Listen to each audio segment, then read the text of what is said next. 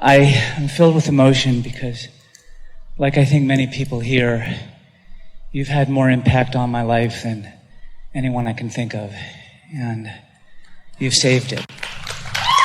And I want to thank you so much. And we shined a light in the direction of your path of least resistance, but you're the one who found it.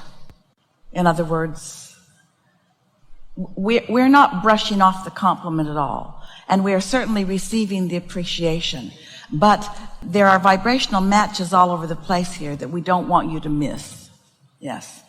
And I think that that's important, and that's one of the things I felt when there were days where the only thing I could do to get out of bed was to listen to your voice.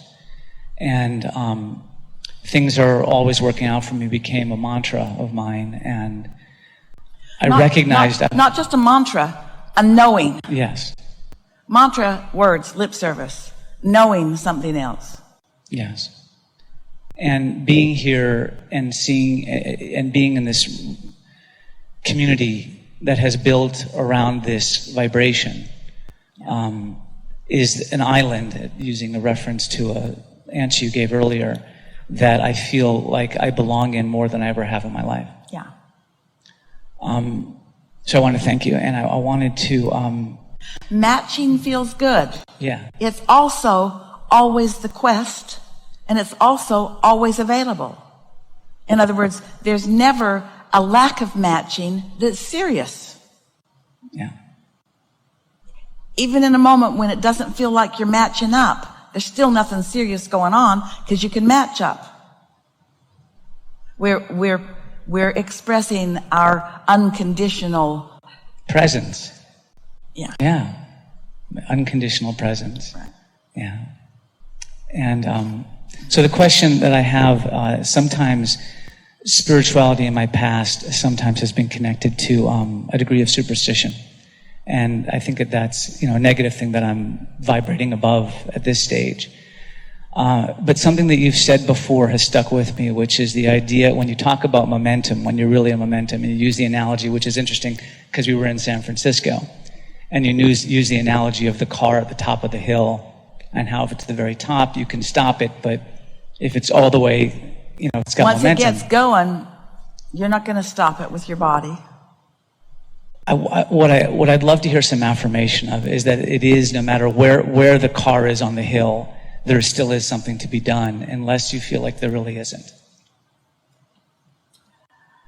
There's never a time, no matter what the momentum is, that you can't do something about it. It's just ever so much more prudent and manageable and understandable to get out ahead of it. In other words, the reason that we don't talk about ways to stop fast-moving negative momentum is because it defies the laws of the universe. In other words, in the analogy that we offer, you may be aware of it, we've been offering it since Esther stood at the top of one of those San Francisco streets. And we said, imagine that your car is stopped there, you get out of your car, you take it out of gear, you release the brake, and just for fun, you decide you're just going to nudge your car just a little bit to see what happens. And as you nudge it, you realize as you look down, down, down to the bay, that once that car gets going, it's going to go. In other words, before it begins with much momentum, you could step out in front of it and stop it. But if it gets underway, you're not going to stop it. It's going to mow you down. And so we cannot say to you that from your physical framework of what you desire, as you live in this physical world, that you could defy those laws of physics. You could not. If your car is rolling at 50 miles an hour down Lombard Street, you're not going to stand in front of it and stop it. It's going to knock you down.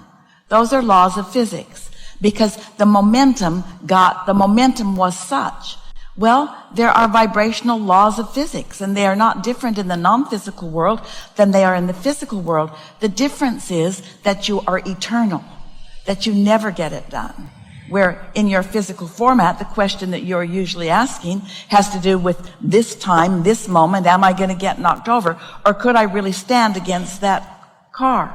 What you've noticed as you've listened to us in the absence of inconsistencies is that we are never inconsistent with the laws of the universe, even the physical laws of the universe. We're not asking you to defy gravity.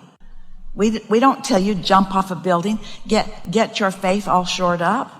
We don't tell you when you find that car off at the side of the road that's on fire to stop and meditate with them. We encourage you to get the fire extinguisher out. In other words, and so what exactly is it that you're asking of us?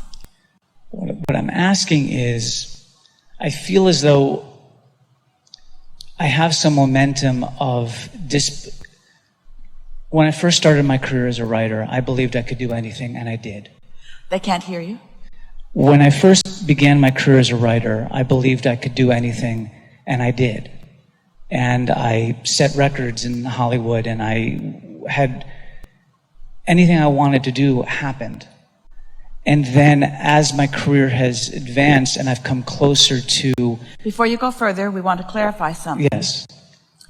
Your desires and expectations lined up. Right. My desires, and I think that reality, or the what is, infected my process, or I allowed it to infect my process, to the point where I have 11 times come within a hair's breadth of having a series ordered and, $100 million budgets aligned, and everything was lined up, and it hasn't happened. And I've started to believe that that's my story now. Or that the what is has... But let's, rather than talk about the details of your experience, which has a certain trending to it that isn't serving you. Right. Instead, let's talk about the laws of the universe and the elements of those laws of the universe. And let's just acknowledge together, we just did, but let's go back and start there again, that in those early days, your desires and expectations were not far apart. In fact, you were able to mesh them together, and that's why you felt invincible and for a period of time were. Because there was no separation between your desire and your expectation, or your desire and your beliefs. You were trending in the direction of your desire. Or better said, more accurately said, the trending of your desire was so dominant, nothing else played a factor in the process. Exactly. All right, so now you watch what you want to call the real world, and you learn how the sausage is made. And you get too smart for your own good, and you practice and adopt limitations that aren't your own. They're limitations that others have experienced, that others are regurgitating, and so you began believing that in a stronger way. So those beliefs got disproportionately stronger, while your desire got disproportionately weaker. Right. And that's the momentum that I'm concerned about, and that's the momentum I want to be able to stand. But understanding the laws of the universe, and keeping yourself, just for sake of this conversation, separate from the reality of what happened or what is happening, and just focusing upon the laws, could you not say, at one time I wanted and I believed the same, and then I wanted and believed in opposition, but I could easily go back to wanting and believing the same? Because it's just a choice. It's not like there is a reality that compels you to think that way. All there was a loud boom that caused you to focus over there, but you didn't need to. You have the discipline to stay focused in the direction of your desire. I do, and I believe that. I feel as though I feel there's some conflict, though, with that metaphor of because I feel like I'm halfway down the hill and the car's coming down, and so for me to turn it around... Just get out of the car.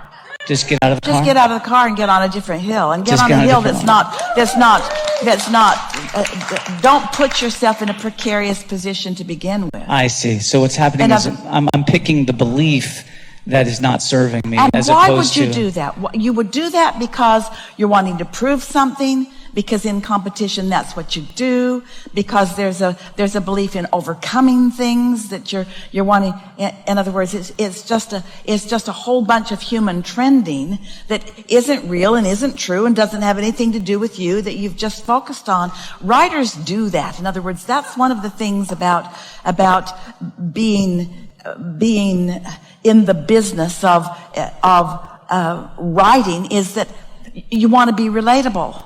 And if you're going to be relatable, you have to be believable. And if you're going to be believable, then you have to know what the world is like, and you have to describe it in ways that other people can understand it. And what you liked about us, you told us this when you first sat down here. What you liked about us is we talk different. Yeah. We're not like the rest of the world. We're not asking you to overcome things. We're just asking you to focus differently. And I think my answer to your question, why would I do that, isn't that I seek to be relatable. The actual honest answer is because you weren't my mother. You know, it's worthiness. It's a sense of worthiness, and this feeling like I had to perform as a child in order to be loved. Well, I had to do things to be loved. Most everybody. I don't think that makes me unique. Most everybody is. We've been talking about that all the days that we've been together so far. Most everybody, these are the words we say. Most people are offering most of their vibration in response to what they are observing. Right. So, and most mothers don't know this. Right. Don't remember this. In their heart they do. At their core they do.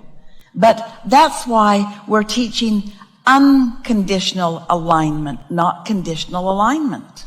Yeah. Because in the slightest bit of conditional alignment, there's always going to be someone who can show you something that sounds believable enough that you're going to put an unnecessary bump on your path.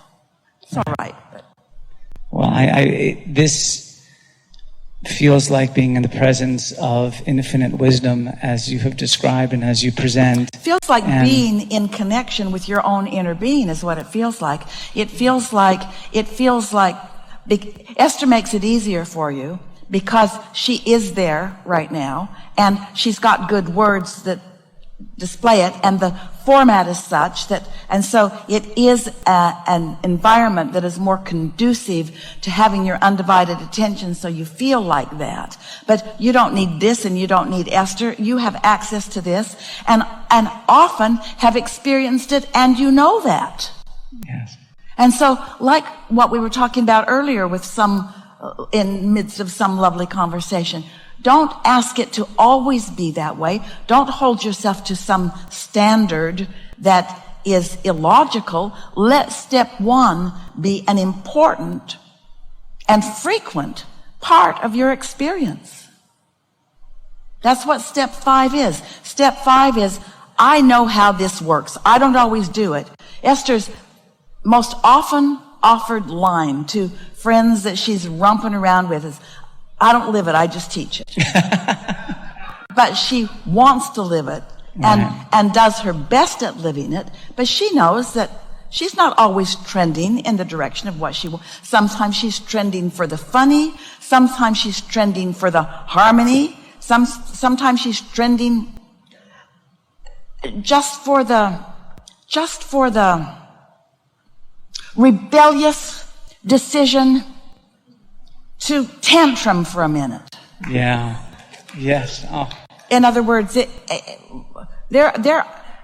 your inner being is not holding you to any of these standards. If your inner being were holding you to that perfect standard, then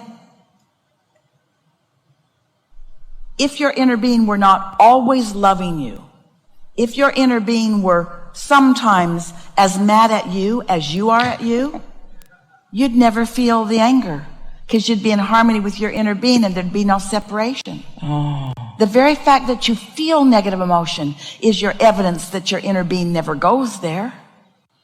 Wow. Thank you.